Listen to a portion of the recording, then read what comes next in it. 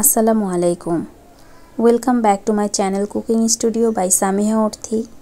আজকে আপনাদের সাথে শেয়ার করছি আমার হাতের স্পেশাল লতি রান্না, সাথে থাকছে লতি বেছে নেওয়ার টিপস অ্যান্ড ট্রিক্স। চলুন তাহলে ভিডিওটি শুরু করা যাক। আমি এখানে 1 কেজি পরিমাণ লতি নিয়েছি। এরপর একটি চপিং বোর্ডের উপর রেখে একটি স্টিলের মাজনি দিয়ে ঘষে নিলে কিন্তু লতির আঁশগুলো খুব সহজে ছুটে আসবে। লতিতে কিছু বড় আঁশ আছে যেগুলো হাত থেকে ছুটিয়ে নিলে ভালো হয়। আমি এখানে মাজনি প্লাস হাত দুইটাই কিন্তু ব্যবহার করছি। প্রথম লতিটা কিন্তু আমার বেছে নেওয়া হয়ে গিয়েছে। একইভাবে আমি দ্বিতীয় লতিটাও বেছে নিব। মাজনি দিয়ে খুবই আলতোভাবে ঘষে নিলে কিন্তু আঁশগুলো উঠে আসবে। বেশি জোরে কিন্তু দেয়া যাবে না, আলতো করেই দিতে হবে। আমার লতিটা কিন্তু বাছা হয়ে গিয়েছে। কিছু বড় আঁশ ছিল সেগুলো আমি হাত থেকে ছুটিয়ে নিচ্ছিলাম। এভাবেই আমি সবগুলো লতি বেছে নিব। দেখতেই পাচ্ছেন আমার লতিতে কিন্তু কোনো প্রকার আঁশ নেই। সবগুলো লতি কিন্তু খুব ভালো করে আমি বেছে নিয়েছি। এবার লতিগুলোকে পছন্দ মতো সাইজ করে কেটে নিব। লতিগুলোকে এবার খুব ভালো করে ধুয়ে আমি রান্নার জন্য বসিয়ে দিব। আমি এখানে সামান্য হলুদ এবং লবণ দিয়ে লতিটাকে ভাপ দিয়ে নিচ্ছি। লতিতে কিন্তু বলক চলে এসেছে, এই পর্যায়ে আমি নামিয়ে ফেলবো। লতিগুলোকে আমি কিন্তু সিদ্ধ করিনি। পানিটা ঝরিয়ে দেখতে পাচ্ছেন লতি কিন্তু একদমই কমে গেছে।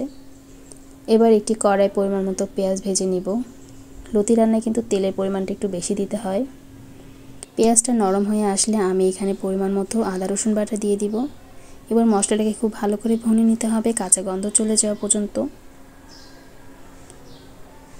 আদা রসুনের গন্ধটা চলে গেলে আমি এখানে বেশ কিছু চিংড়ি মাছ দিয়ে দিয়েছি। এবার চিংড়ি মাছটাকে খুব ভালো করে ভেজে নিতে হবে। এরপর গুঁড়া মশলাটা অ্যাড করে দিব।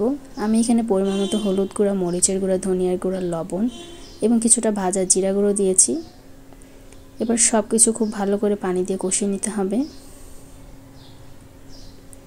যে কোনো রান্নায় আপনি মশলাটা যদি ভালো করে কষিয়ে নেন তাহলে কিন্তু খেতে বেশি ভালো লাগে। মশলার কষানোর উপরে কিন্তু তরকারির টেস্টটা নির্ভর করে। আমার কিন্তু মশলাটা কষানো হয়ে গিয়েছে, মশলা থেকে কিন্তু তেলটা ছেড়ে দিয়েছে। এই পর্যায়ে আমি দিয়ে দিব বেশ কিছু রসুন কুচি, সাথে ভাপ দিয়ে রাখা লতি।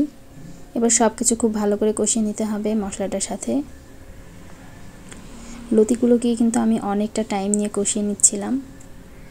লতি রান্নায় কিন্তু আপনি যত টাইম নিয়ে লতি রান্না করবেন লতি কিন্তু খেতে বেশি ভালো লাগে। কিছু কাঁচামরিচ আমি দিয়ে দিব কেটে। ঝালটা অবশ্যই আপনারা আপনাদের পছন্দ মতো ব্যবহার করবেন। ঝোলের জন্য দিয়ে দিব পরিমাণ মতো পানি। লতি এবং পানিটা কিন্তু আমি সমান সমান দিয়েছিলাম। এবার লতির পানিটা শুকিয়ে নিব। ভিডিওটি ভালো লাগলে আমার চ্যানেলটিকে সাবস্ক্রাইব করে দিবেন। আর যারা ফেসবুক পেজ থেকে দেখছেন তারা পেজটিকে ফলো এবং লাইক দিয়ে পাশে থাকবেন। লতির পানিটা কিন্তু শুকিয়ে গেছে। নামানোর আগে আমি সামান্য একটু জিরা গুঁড়ো দিয়ে দিয়েছিলাম উপর থেকে, এতে করে খেতে বেশি ভালো লাগবে। রেডি হয়ে গেল মজাদার লতি রান্না। ভিডিওটি কেমন লেগেছে অবশ্যই কমেন্টস করে জানাবেন। এরকম আরও সুন্দর সুন্দর ভিডিও পেতে কুকিং স্টুডিওর পাশে থাকবেন। আজকের মতো এখানেই বিদায় নিচ্ছি। আল্লাহ হাফেজ।